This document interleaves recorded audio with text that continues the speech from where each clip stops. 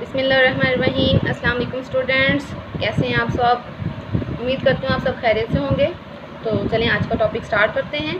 आज का जो टॉपिक है वो है हमारे पास चैप्टर नंबर 12 से, इलेक्ट्रोस्टैटिक्स से, टॉपिक नंबर 8 जो कि है जी एप्लीकेशन ऑफ गॉसेस लॉ के बारे में। तो पीछे हम गॉसेस लॉ पढ़ चुके हैं लास्ट टॉपिक में। वहाँ पे हमने पढ़ा था कि जी गॉसेस लॉ जो है वो कैसे ड्राइव किया हमने, उसका रिलेशन क्या था और उसमें जो है वो क्या क्या चीज़ें इंपॉर्टेंट थी। तो आज हमने इसके एप्लीकेशंस पढ़ने हैं, लेकिन यानी कि यूजेस पढ़ने हैं। लेकिन यूजेस पढ़ने से पहले हम कुछ इंपॉर्टेंट बातें करेंगे, देखेंगे कि एप्लीकेशन का जो असल यूज़ है वो क्या है और उसको अप्लाई कैसे करते हैं। तो चलते हैं जी टॉपिक की तरफ, एप्लीकेशन ऑफ गॉसेस लॉ। तो देखिए यहाँ लिखा हुआ है जी, it is use to calculate electric flux and field intensity for different charge configurations. क्या होता है जी, गॉसेस लॉ को हम यूज़ करते हैं electric flux and field intensity को फाइंड करने के लिए डिफरेंट चार्ज कॉन्फ़िगरेशंस के लिए। अब डिफरेंट चार्ज कॉन्फ़िगरेशंस क्या होती हैं, यानी कि चार्जेस जो हैं वो स्प्रेड हुए हुए हैं, किसी भी शेप में हो सकते हैं, किसी भी साइज़ की शीट्स ले सकते हैं, कोई सरफेस चार्ज ले सकते हैं, और चार्ज जो है रैंडमली सेपरेटेड हो सकता है या यूनिफॉर्मली डिस्ट्रीब्यूटेड हो सकता है। किसी भी तरह की कॉन्फ़िगरेशन जो है वो हो सकती है। तो उस पर क्या करना है, हमने गॉसेस लॉ को अप्लाई करना है और electric field intensity basically find करनी है। लेकिन गॉसेस लॉ लगाने से पहले हमें कुछ स्टेप्स फॉलो करने पड़ते हैं। तो वो स्टेप्स क्या हैं, आए वन बाय वन हम इसको देखते हैं कि स्टेप्स किस तरह से फॉलो करने हैं और वो कौन कौन से स्टेप हैं। तो सबसे पहले चलते हैं स्टेप नंबर 1 पे।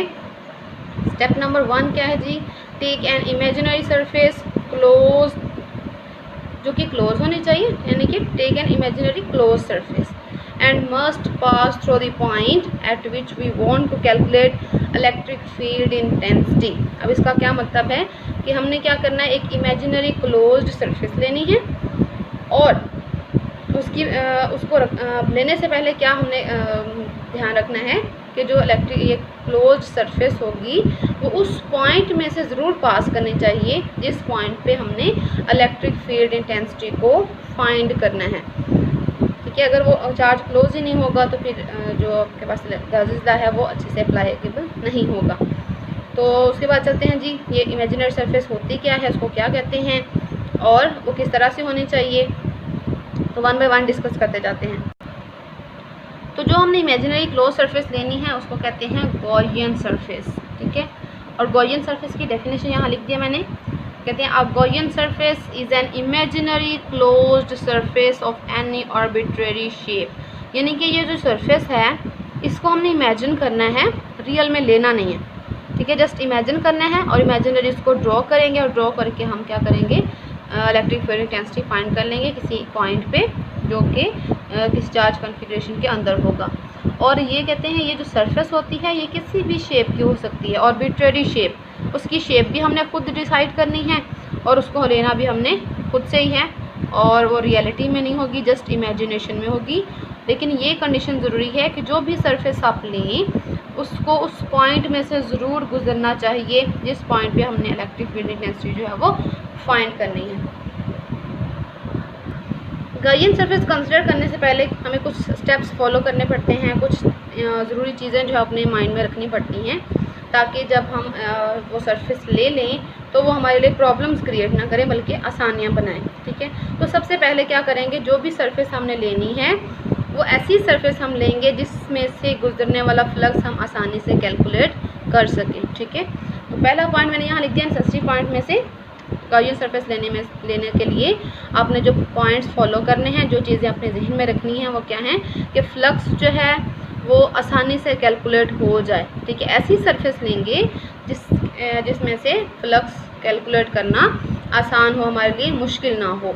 सेकंड पॉइंट पे चलते हैं और सेकंड पॉइंट में देखिए क्या लिखा हुआ है कि जो हमारे पास गॉसियन सरफेस होगी वो हमने ऐसी लेनी है कि जब हम उसको ड्रॉ करें तो वहाँ पे जो इलेक्ट्रिक फील्ड इंटेंसिटी हो और उस गॉसियन सरफेस का जो एरिया हो, ठीक है, उनका जो एंगल है वो इन एंगल्स में से किसी एक के बराबर ज़रूर होना चाहिए।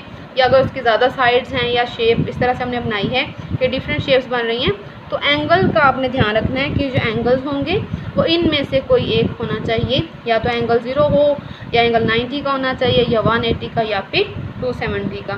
इसके अलावा कोई और एंगल नहीं बनना चाहिए, क्योंकि कोई और एंगल बनेगा तो फिर हमारे लिए कैलकुलेशन थोड़ा डिफ़िकल्ट हो जाएगी। तो इन्हीं एंगल से हम कह सकते हैं कि जो भी हमने सरफेस लेनी है, जो भी हमने गाउसियन सरफेस कंसिडर करनी है, वो इलेक्ट्रिक फील्ड इंटेंसिटी के या तो पैरेलल होनी चाहिए या एंटी पैरेलल होनी चाहिए या फिर इलेक्ट्रिक फील्ड इंटेंसिटी के परपेंडिकुलर होनी चाहिए। या हम कह सकते हैं कि जो गाउसियन सरफेस के एरियाज़ होंगे डिफरेंट पोर्शंस के, वो या तो पैरेलल हों या एंटी पैरेलल हों या फिर परपेंडिकुलर हों इलेक्ट्रिक फील्ड इंटेंसिटी के, ताकि हम जो फार्मूला है फ्लक्स कैलकुलेट करने का उसको आसानी से अप्लाई कर सकें। होप्स आपको ये फार्मूला क्लियर है, याद है। अगर नहीं याद तो मैं यहाँ दोबारा लिख देती हूँ कि जो फ्लक्स कैलकुलेट का फार्मूला होता है वो होता है जी डॉट प्रोडक्ट या scalar product of electric field intensity and vector area A. तो पहला स्टेप हमने पढ़ लिया। पहले स्टेप में क्या था कि गाउसियन सरफेस हमने कंसिडर करनी होती है और वहाँ से क्या कर लेते हैं, हम फ्लक्स कैलकुलेट कर लेते हैं, फाई की वैल्यू हमारे पास आ जाती है। फिर चलते हैं जी सेकेंड स्टेप पे। सेकेंड स्टेप में क्या कि नेक्स्ट स्टेप हम क्या करेंगे, सबसे पहले क्या लिया, गाउसियन सरफेस ली। अब सेकेंड स्टेप में चलते हैं, वो क्या है जी, find the charge enclosed by the Gaussian surface.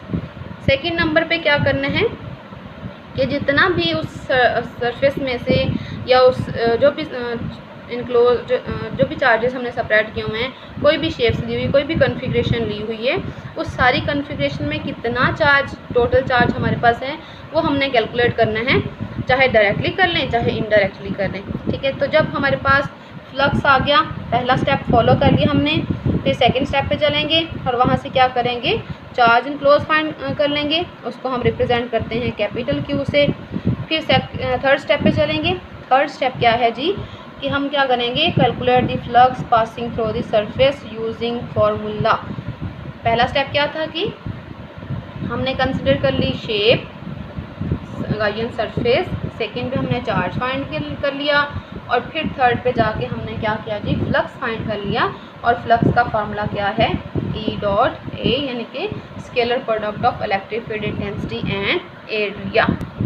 तो पहले 3 स्टेप फॉलो करने के बाद हम चलते हैं फोर्थ स्टेप पे। जब हमारे पास फ्लक्स भी आ जाएगा और चार्ज भी आ जाएगा और फॉर्मूला अप्लाई करके हमने ई डॉट ए की वैल्यू भी फाइंड कर ली, तो अब क्या करेंगे, फाइनली हम अप्लाई करेंगे गॉसेस लॉ। ठीक है, और कैलकुलेट कर लेंगे हमारी इलेक्ट्रिक फील्ड इंटेंसिटी। और हमें पता है गॉसेस लॉ का क्या रिलेशन होता है कि जो टोटल फ्लक्स हो किसी भी सरफेस का जिसमें चार्जेस स्प्रेड हुए हों, वो बराबर होता है 1/ε0 times the total charge enclosed in that surface. Q/ε0 भी कह सकते हैं, या ओरिजिनल डेफिनेशन के मुताबिक हम कह सकते हैं 1/ε0 times the total charge enclosed in that surface. तो यहाँ से देखिए हमारे पास क्या क्या चीज़ें हैं, हमारे पास चार्ज भी है, हमारे पास फ्लक्स भी है, हमारे पास मीडियम की वैल्यू भी है। तो फ्लक्स तो हो गया कैलकुलेट, लेकिन करना क्या, हमने इलेक्ट्रिक फील्ड इंटेंसिटी फाइंड करनी है।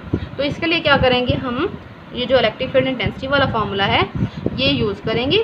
ठीक है, और ये यूज़ करके क्या करेंगे, यहाँ से फ्लक्स की वैल्यू पता होगी हमें, इस एरिया और चार्ज की मदद से, चार्ज की मदद से हम एरिया फाइंड कर लेंगे, चार्ज डेंसिटी फाइंड कर लेंगे, नहीं तो हमने गाउसियन सरफेस ली है तो उससे हमारे पास एरिया आ जाएगा। और फाइनली क्या करेंगे, हम इलेक्ट्रिक फील्ड इंटेंसिटी जो है फाइंड कर लेंगे by using this formula E dot A is equal to Q/ε0। तो उम्मीद करती हूँ आपको आज का लेक्चर अच्छे से क्लियर हो गया होगा, समझ आ गई होगी। अगर आपको मेरी वीडियो अच्छी लगे तो उसको लाइक ज़रूर कीजिएगा, और अगर कोई चीज़ क्लियर नहीं हुई तो उसके लिए कमेंट ज़रूर कीजिएगा। थैंक यू सो मच, अपना ख्याल रखिएगा, अल्लाह हाफिज़।